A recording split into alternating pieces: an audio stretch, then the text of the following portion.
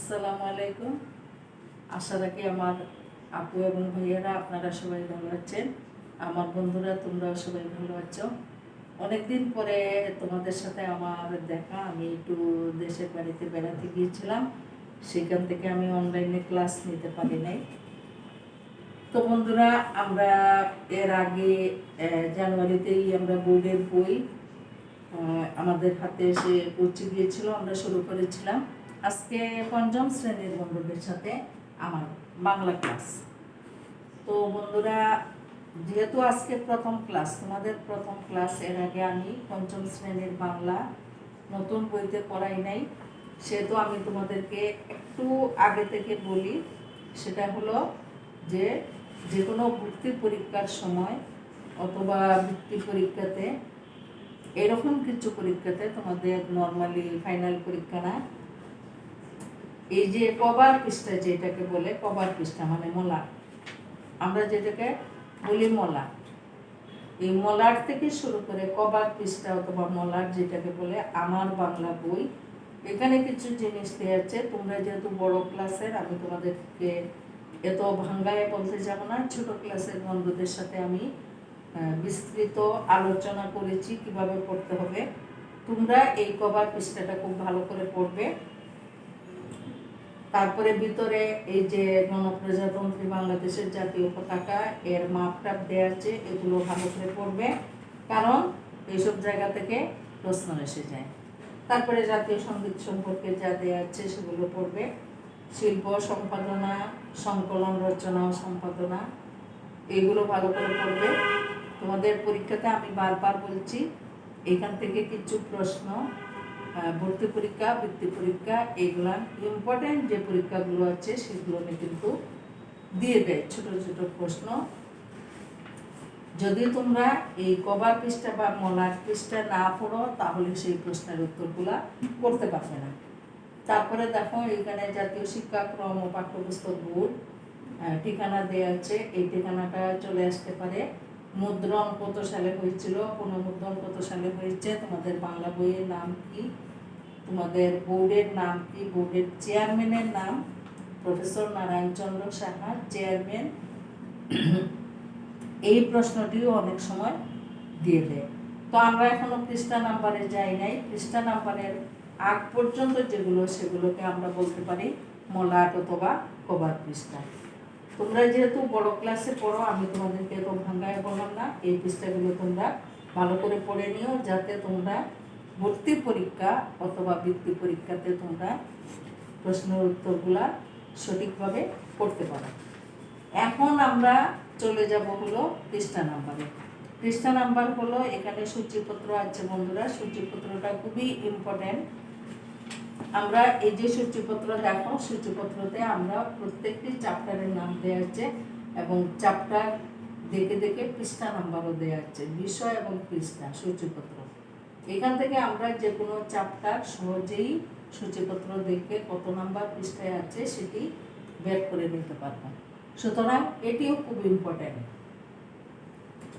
আজকে আমরা প্রথমে যে গল্প দেওয়া আছে, গল্প থেকে শুরু করবো না, আমরা প্রথম দিন কবিতা থেকে শুরু করব। তোমরা সবাই চলে যাও, তোমাদের পাঠ্য বই বের করো, বাংলা, আমার বাংলা বই। তোমাদের বইয়ের নাম কি? আমার বাংলা বই। এটি বোর্ডের বই। তোমরা পৃষ্ঠা নাম্বার কত? 6-এ চলে যাও। আমরা প্রথমে গল্প নিয়ে আলোচনা করব না, গল্পটা আরেকদিন করব। প্রথম দিনে আমি তোমাদেরকে একটি সুন্দর, আমাদের বিদ্রোহী কবি কাজী নজরুল ইসলামের একটি অত্যন্ত জনপ্রিয় এবং অত্যন্ত সুন্দর কবিতা নিয়ে আমরা আজকে আলোচনা করব, এবং পাঠের ভিতরে যা দেওয়া আছে তা থেকে যতটুকু সম্ভব, যেহেতু আমাদের অনলাইনে ক্লাস, যতটুকু সম্ভব আমরা সেটুকু নিয়ে আলোচনা করব। তো বন্ধুরা, প্রথমে আমার নিয়ম তোমরা জানো। এর আগে নতুন বই যখন আসে নাই আমাদের হাতে, তখন তোমাদের সাথে আমি ক্লাস নিয়েছি পুরাতন বই দিয়ে।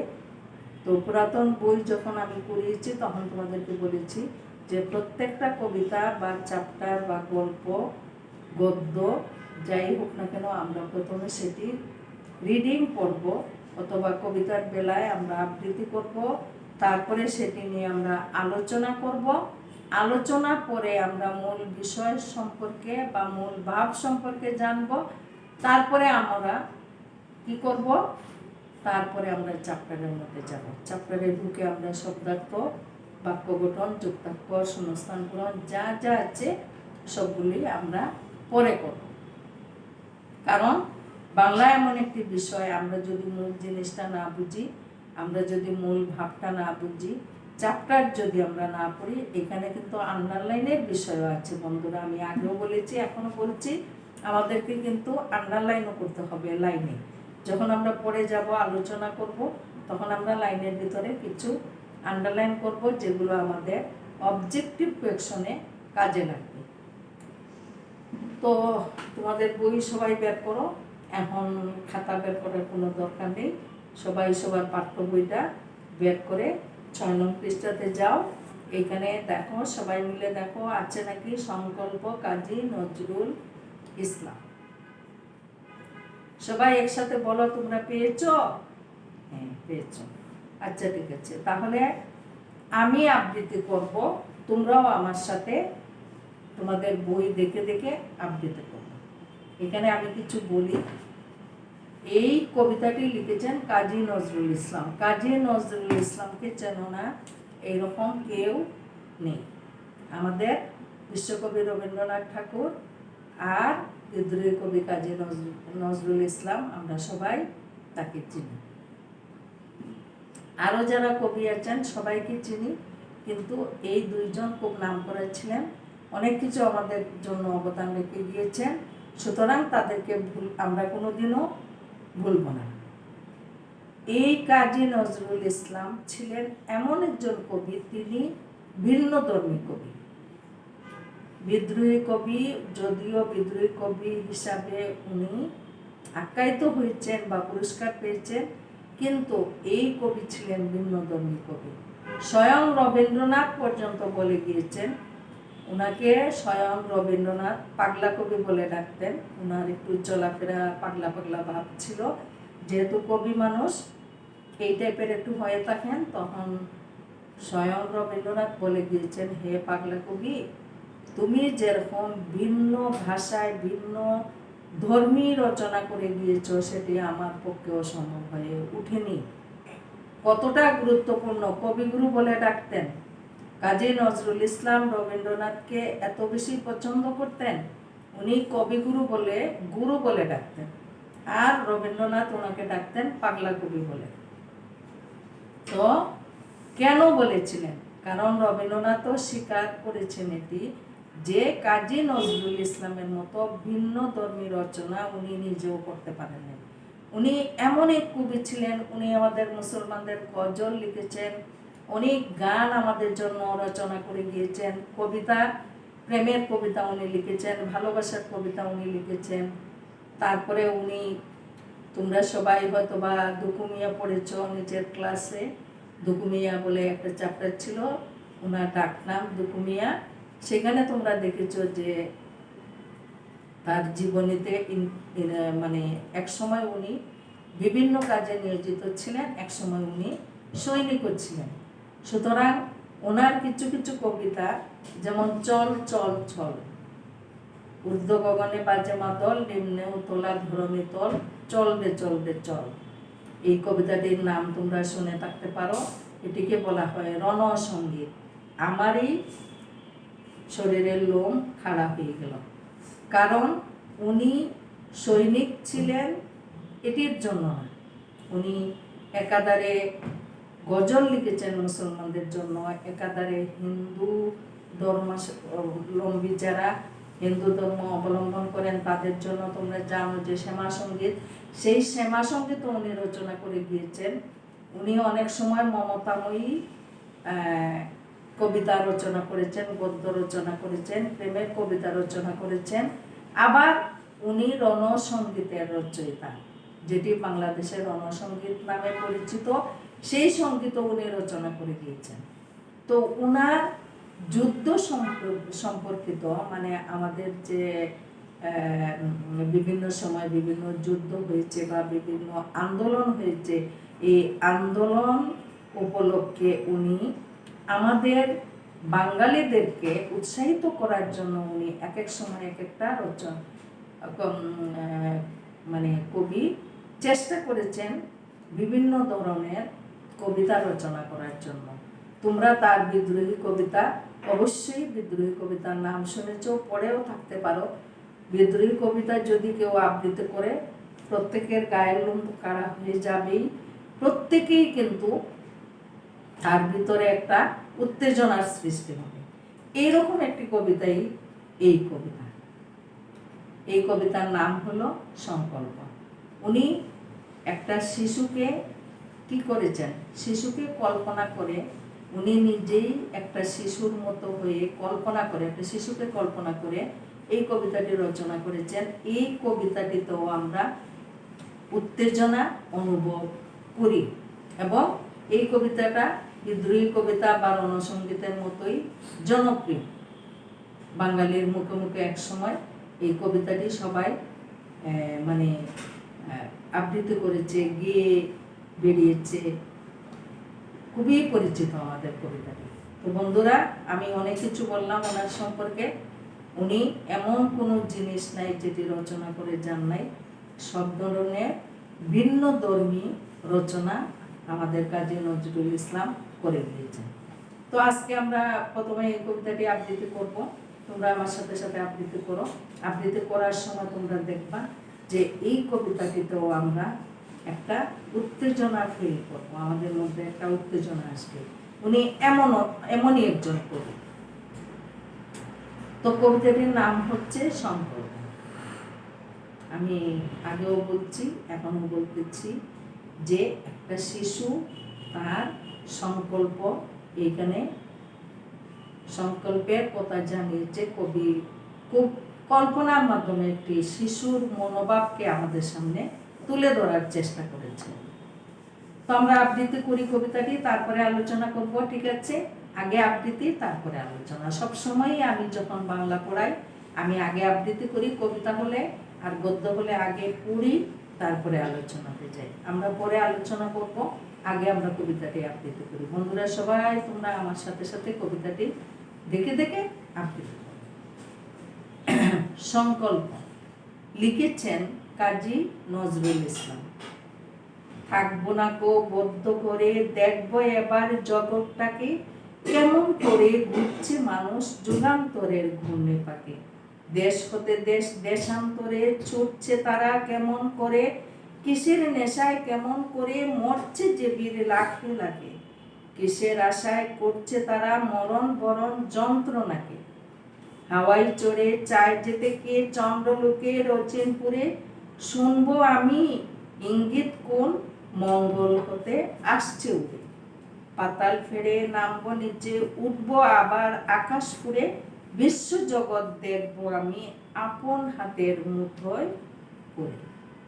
দেখেছ, আবৃত্তি করার সময় আমাদের শরীরে একটা উত্তেজনা কাজ করে।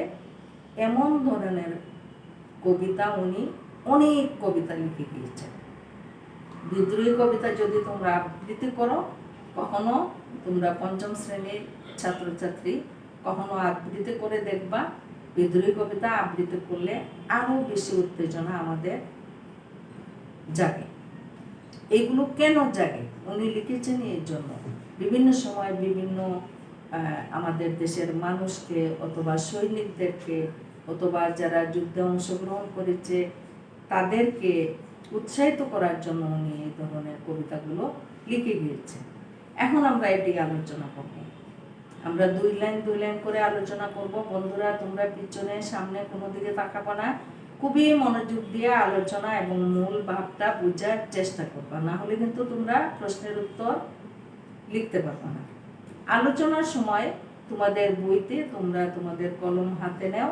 আমি যেই জায়গায় আন্ডারলাইন করতে বলবো তোমরা সেই জায়গায় একসাথে আমাদের আন্ডারলাইনও হয়ে যাবে আলোচনার ফাঁক দিয়ে।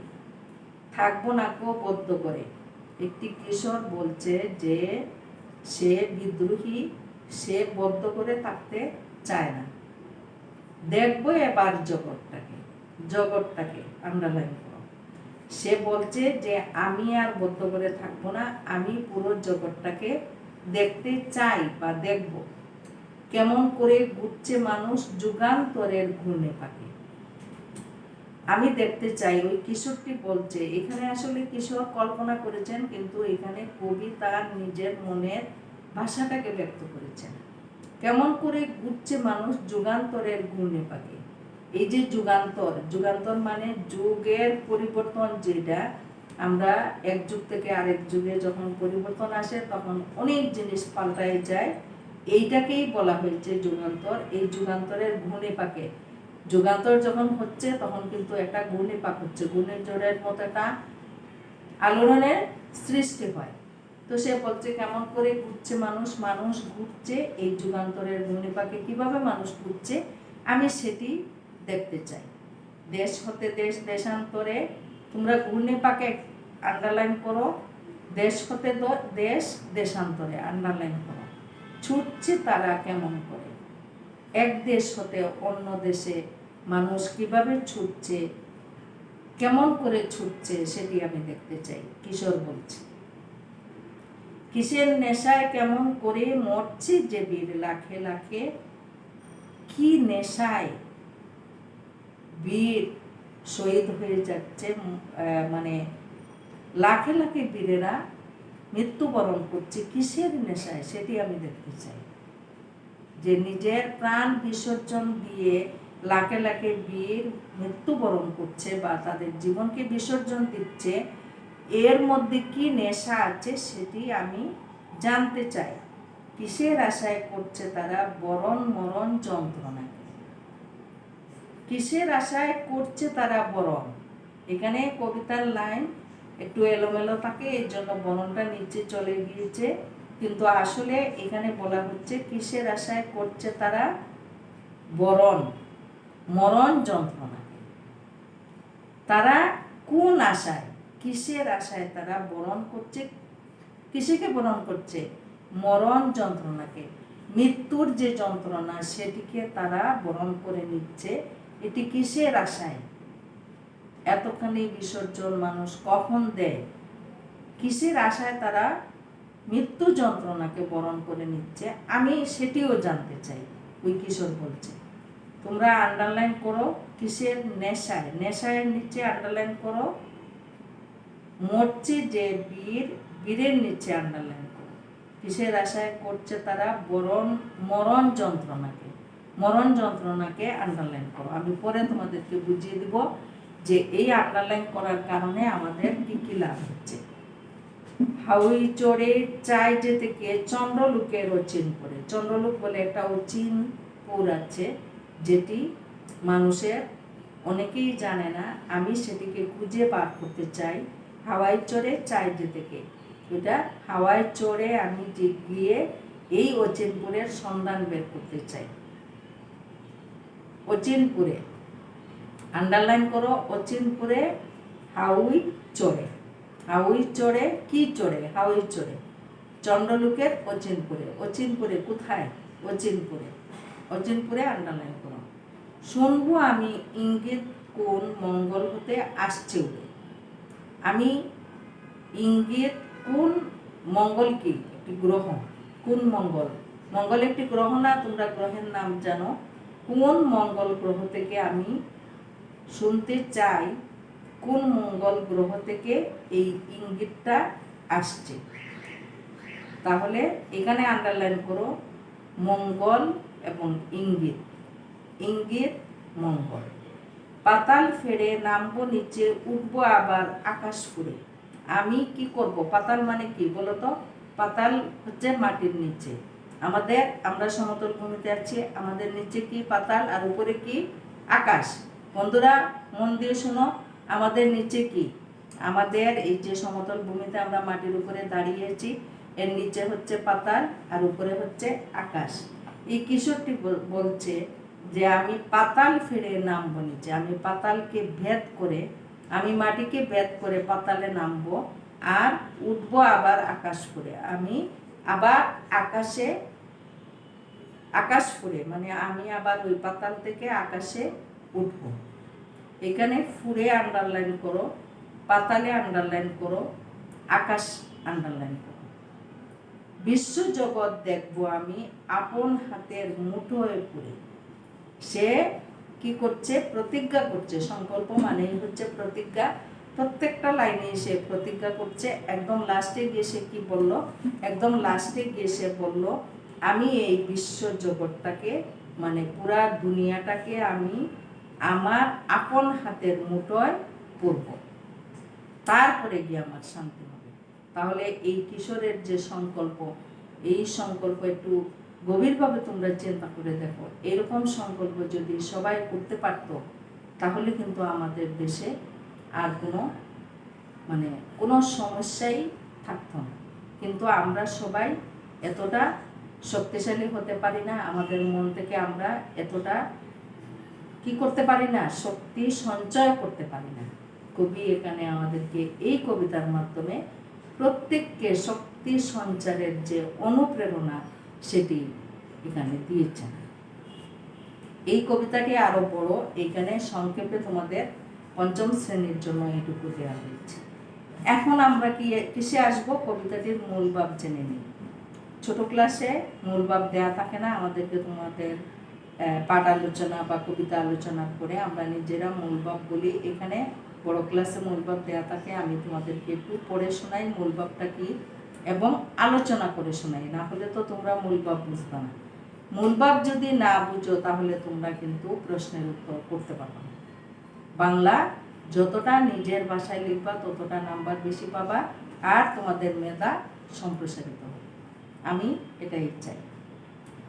অসীম বিশ্বকে জানার এক অদম্য কৌতূহল মানুষের ভিতরে কি থাকে? অসীম বলতে সীমাহীন, সীমাহীন বিশ্ব। আমাদের বিশ্ব কি? বিশ্বের কোনো সীমা আছে? না, আমাদের বিশ্বটা হচ্ছে সীমাহীন। এই সীমাহীন বিশ্বকে জানার জন্য মানুষ মাত্রই একটা কৌতূহল থাকে, কারো বেশি থাকে, কারো কম থাকে। কারো সাহস বেশি থাকে, সে সাহস করে। আমাদের তোমরা জানো যে গ্রহে পর্যন্ত মানুষ পৌঁছে গিয়েছে। যাদের সাহস বেশি তারা এগুলো করেছে, যাদের সাহস কম তারা কিন্তু পারেনি। এক অদম্য কৌতূহল মানুষের, সব মানুষেরই ভিতরে একটি এই অসীম পৃথিবীকে জানার জন্য একটা কৌতূহল আছে, কিন্তু এই কৌতূহলটা কেউ বেশি প্রকাশ করে, কেউ করতে পারে না। কিশোরেরও তাই। এই কবিতার যে কিশোরকে নিয়ে কবি লিখেছেন, এই কিশোরেরও কিন্তু একটা কি অদম্য কৌতূহল তার ভিতরে জেগেছে। সে জানতে চায় বিশ্বের সকল কিছুকে। এই কিশোর কিন্তু বসে থাকার মতো না, সে খুবই উদ্যমী। সেই বিশ্বকে জানতে চায়, আবিষ্কার করতে চায় অসীম আকাশের সকল অজানা রহস্যকে। আকাশের সব রহস্য কি আমরা জানি? আমরা তো আকাশে যেতে পারি না, বা আকাশের সব রহস্য আমরা জানি না। আমরা শুধুমাত্র কি দেখি? আকাশের চাঁদ উঠে, তারা উঠে, কখনো মেঘ জমে, মেঘ থেকে বৃষ্টি বর্ষণ হয়। আবার আমরা কিছু লোককথা বা আমাদের দাদি নানির কাছে আকাশে একজন বুড়ি আছে, এগুলা গল্প শুনেছি। গল্প শুনে আকাশ সম্পর্কে আমাদের কিছু ধারণা হয়েছে, কিন্তু আমরা তো পুরাপুরি আকাশ সম্পর্কে জানি না। আকাশে অনেক রহস্যময় জিনিস আছে, সেগুলোকে সে কি করতে চায়? আবিষ্কার করতে চায়। সে আকাশে বলছে যে কি বলেছে? সে লাইনে বলেছে, পাতাল ফেরে নামবো নিচে, উঠবো আবার আকাশ ফুড়ে। সে আকাশে ফুড়ে উঠবে, উঠে আকাশের যে অসীম অজানা রহস্য সেগুলোকে সে আবিষ্কার করতে চায়। সে জানতে চায় না, সে সেগুলোকে আবিষ্কার করতে চায়, খুঁজে বের করতে চায়।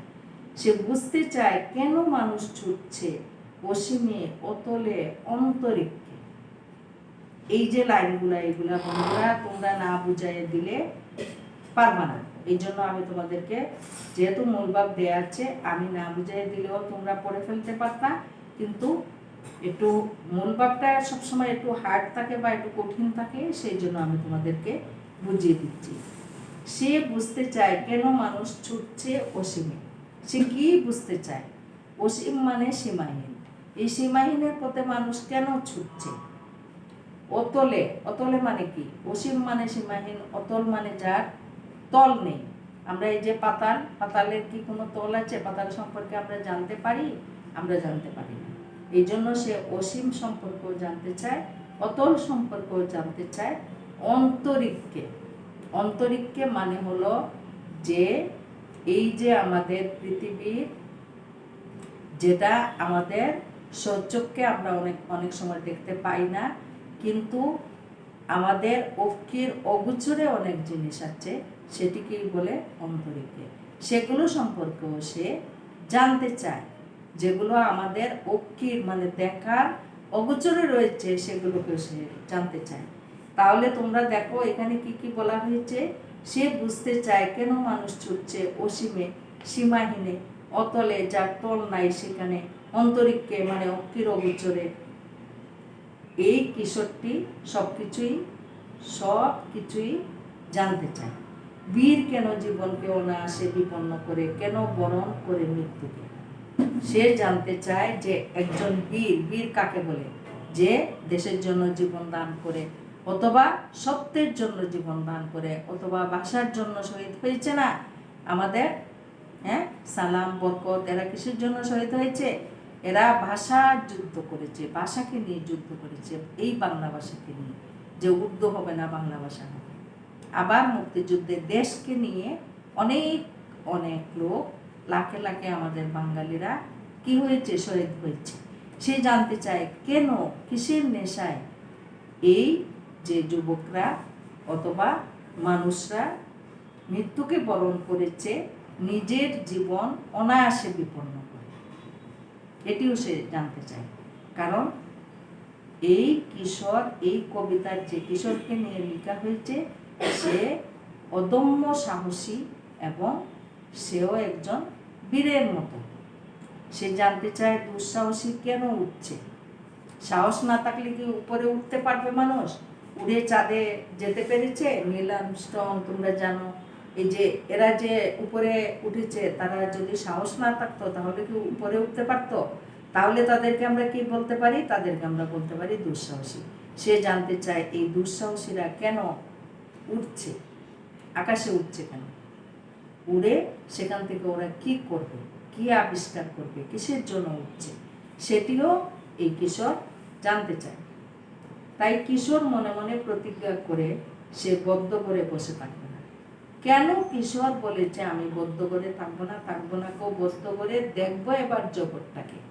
কেন সে বদ্ধ করে থাকবে না? সে মনে মনে প্রতিজ্ঞা করেছে এইসব কারণেই সে বদ্ধ করে থাকবে না। সে বীরের মতো সবকিছুকে জানতে চায়, সে দুঃসাহসীর মতো সবকিছু আবিষ্কার করতে চায়। পৃথিবীটাকে সে ঘুরে ঘুরে দেখবে। এই যে বলেছে যে বিশ্বজগৎ দেখবো আমি আপন হাতের মুঠোয় পড়ে। সে বিশ্বজগৎকে দেখতে চায়। কিভাবে দেখতে চায়? পুরো জগৎটাকে সে তার দুই হাতের মুঠোয় নিয়ে আসতে চায়।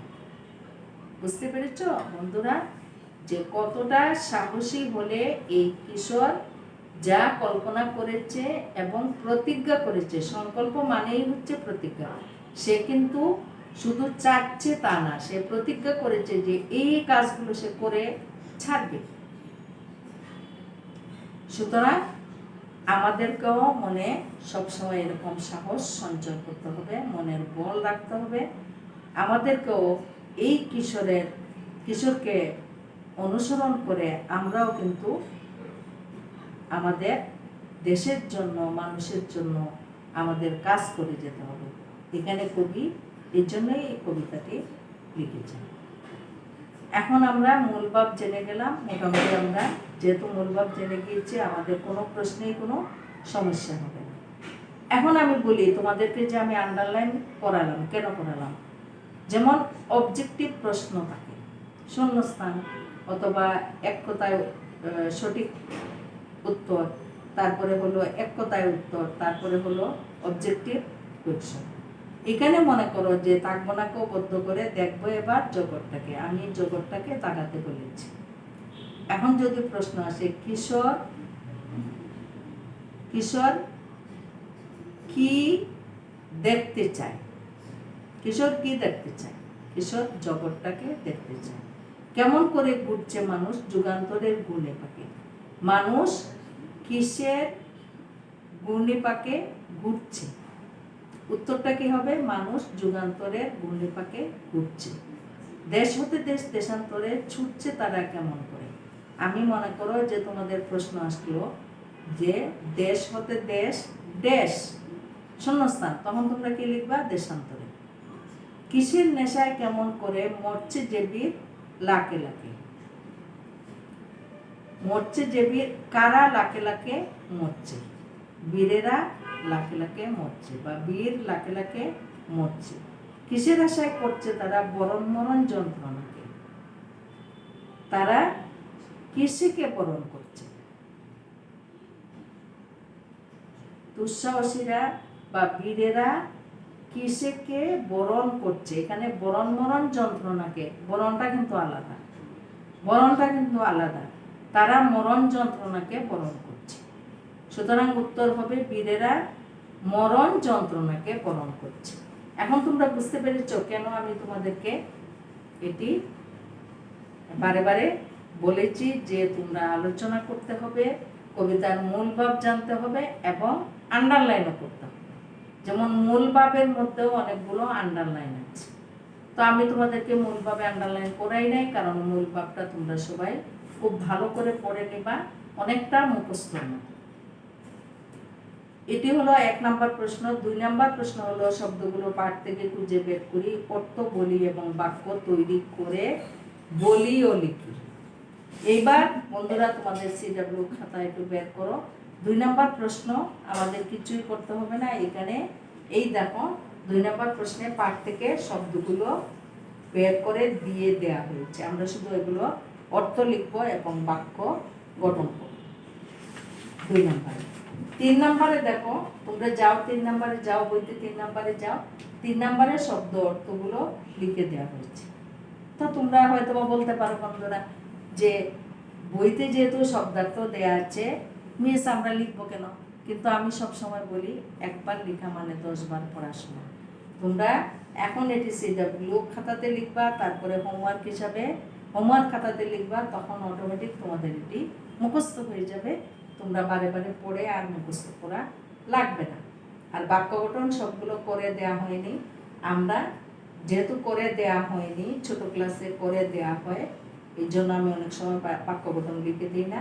আজকে আমরা শব্দার্থগুলো যদিও লিখে দেওয়া আছে তারপরেও আমরা লিখবো খাতায়। কোন খাতায় লিখবো? এখন সিডব্লিউ খাতায়।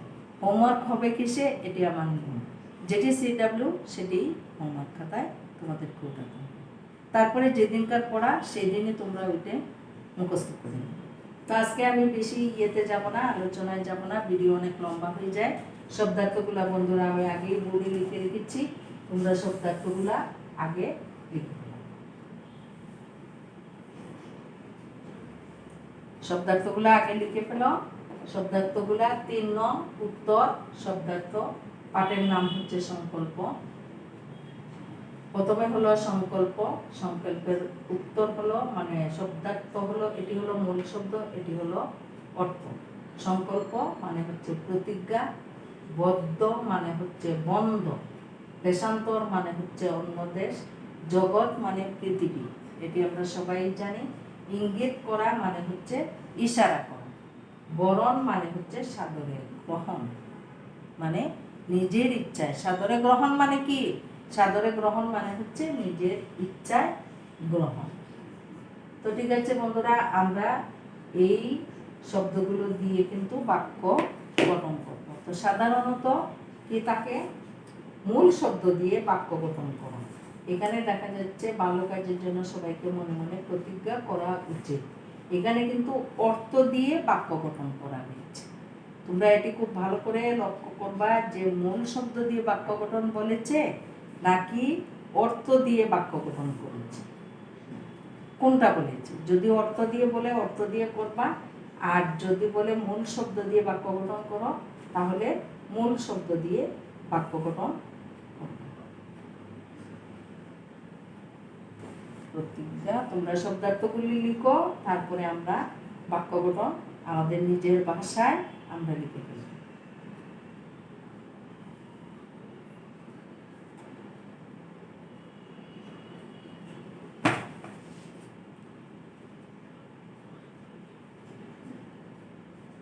আমি একটা একটা করে লিখি, নিশ্চয় তোমরা এই দুটি লিখে ফেলেছ, প্রতিজ্ঞা এবং এই দুটি আমি মুছে দিলাম। ঠিক আছে, বাক্য গঠন তোমরা এগুলো লিখো, আমি বাক্য গঠন লিখে দিচ্ছি। প্রথমটা দেয়া আছে, এটি না দিলেও চলবে, ভালো কাজের জন্য সবাই প্রতিজ্ঞা করা উচিত। ঠিক আছে, আমি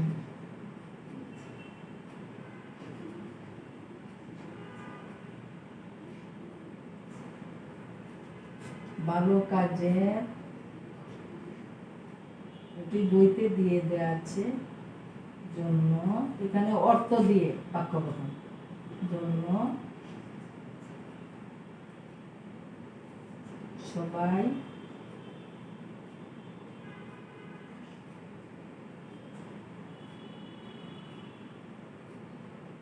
প্রতিজ্ঞা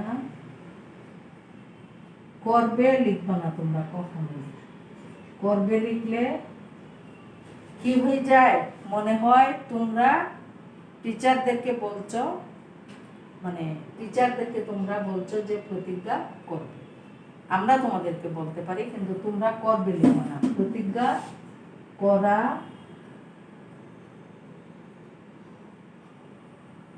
উচিত।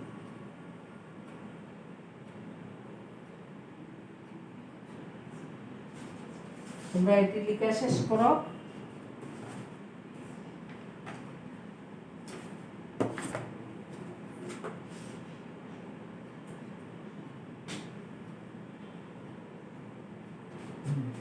শব্দার্থগুলি লিখা শেষ করো, তারপরে আমি বদ্ধ বাক্য গঠন, এখানে জায়গা কম, আমি আস্তে আস্তে লিখছি, নিচের দিকে বদ্ধ। কিশোর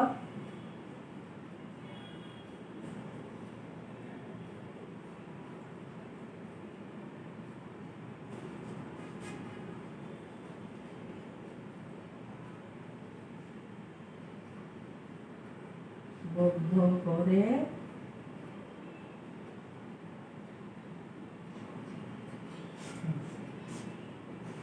আমি নিচে লিখে দিচ্ছি, নিশ্চয় তোমাদের এগুলো লেখা হয়ে গিয়েছে। বদ্ধ ঘরে থাকতে চায় না।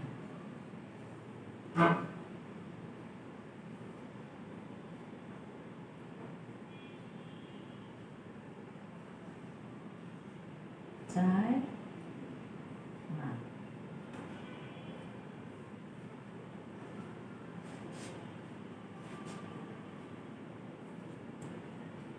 ঠিক আছে বন্ধুরা, এখন নিশ্চয় তোমাদের এগুলো লেখা শেষ, আমি মুছে দিলাম, কারণ আমাদের বাক্য গঠন আমরা নিজে থেকে করবো। আমি সবসময় বলি বাক্য গঠন এমন একটা জিনিস, বাক্য গঠন যদি তোমরা নিজে থেকে করো, যদি না পারো তোমরা তোমাদের গার্জিয়ানের সাহায্য নিবা, আমার সাহায্য নিতে পারো, কিন্তু চেষ্টা করবা নিজে থেকে লিখা। এখন দেশান্তর, দেশান্তর দিয়ে আমরা কি লিখতে পারি একটু চিন্তা করো। তোমরা তো একটাও বললে না, সবগুলোই আমি বলবো, তা তো হয় না, মাঝে মধ্যে দুই একটা বাক্য গঠন তোমরাও করবা। দেশান্তর,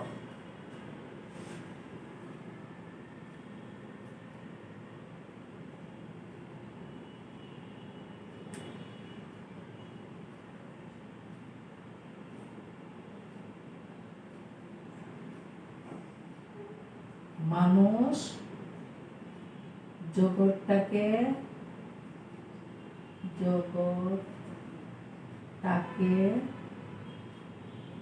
এখানে এক লাইনে জায়গা হচ্ছে না, আমি একটু নিচে লিখছি, এতে একটু এলোমেলো হচ্ছে, তোমরা বুঝে নেবা। এটি হলো প্রথমটা এখানে শেষ, দুই লাইনে, নিচেরটাও দুই লাইনে শেষ। দেশান্তর শুরু করেছি আমি, এটি তো দুই লাইন লাগবে। ঠিক আছে, এটি আমরা এইদিকে চলে যেতে পারি, কোনো অসুবিধা নেই। এখানে আমি একটু মুছে নিই, তাহলে আমরা এইদিকে চলে যাবো। এটা মুছে দিলাম। মানুষ জগৎটাকে জানার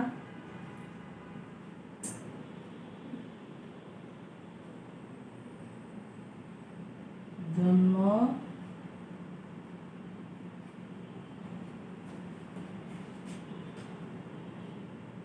দেশান্তর মানে অন্য দেশ, অন্য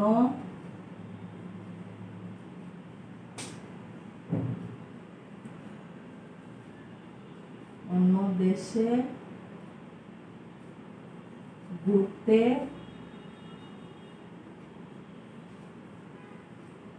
ঘুরতে যায়।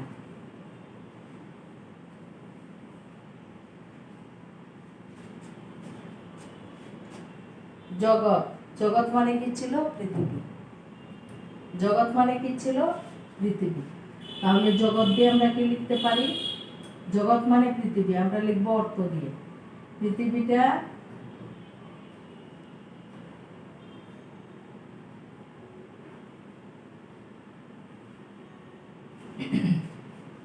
পৃথিবীতে অনেক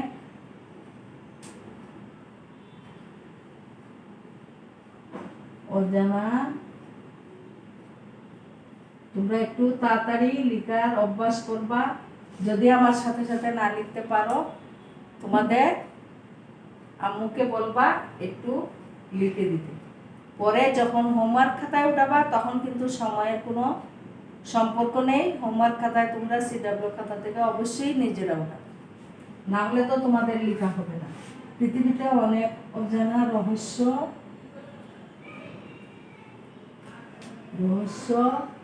রয়েছে।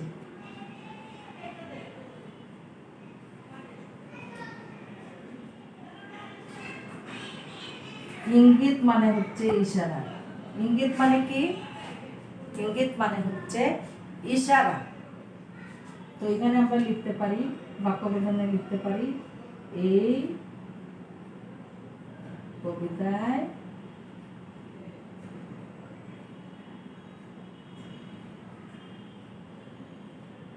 কবি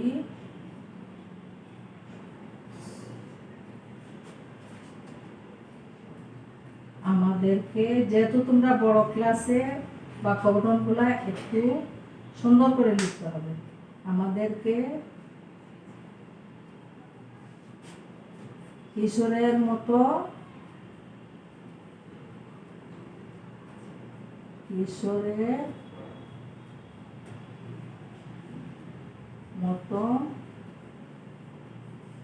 হতে ইশারা করেছেন।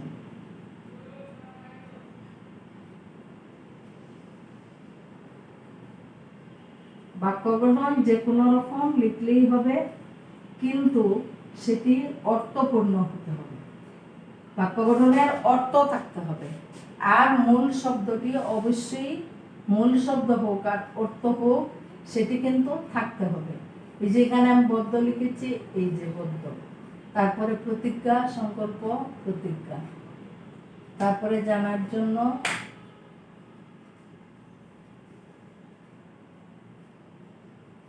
অন্য দেশে, এই যে অন্য দেশে, দেশান্তর মানে অন্য দেশে, এই শব্দটি কিন্তু থাকতে হবে আর অর্থপূর্ণ থাকতে হবে। আর বাদ বাকি কোনো কিছু লাগবে না, তুমি নিজের ভাষায় বাক্য গঠন করবে, এতে কোনো সমস্যা নেই। ইশারা করেছেন। বরণ, বরণ মানে সাদরে গ্রহণ।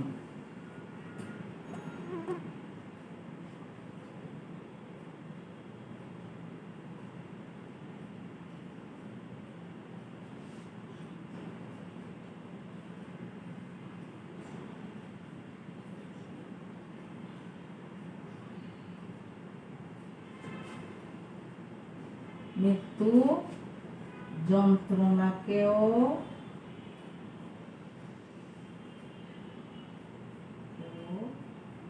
সাদরে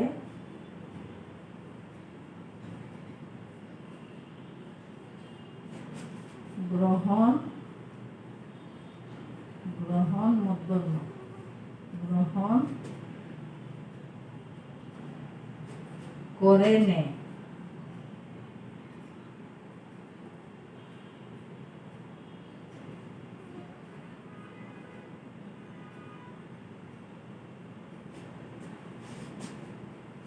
দেখো তোমরা সবগুলা লেখা হয়েছে কিনা। আমাদের আজকে শব্দার্থ এবং বাক্য গঠন হলো, যেহেতু পঞ্চম শ্রেণী অনেক কিছু আছে, অনুশীলন দিয়ে সেগুলো আমরা আস্তে আস্তে করবো, একদিনে সব সম্ভব না। তো ঠিক আছে বন্ধুরা, আজকের মতো আমি তোমাদের কাছ থেকে বিদায় নিতে চাই। আগামী ক্লাসে ইনশাল্লাহ আবার তোমাদের সাথে দেখা হবে। আজকে তোমাদের হোমওয়ার্ক হলো CW2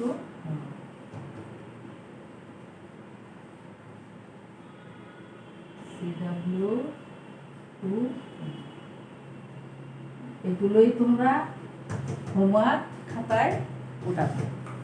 তো ঠিক আছে, সবাই ভালো থেকো। আগামী দিন ইনশাল্লাহ তোমাদের সাথে আবার দেখা হবে।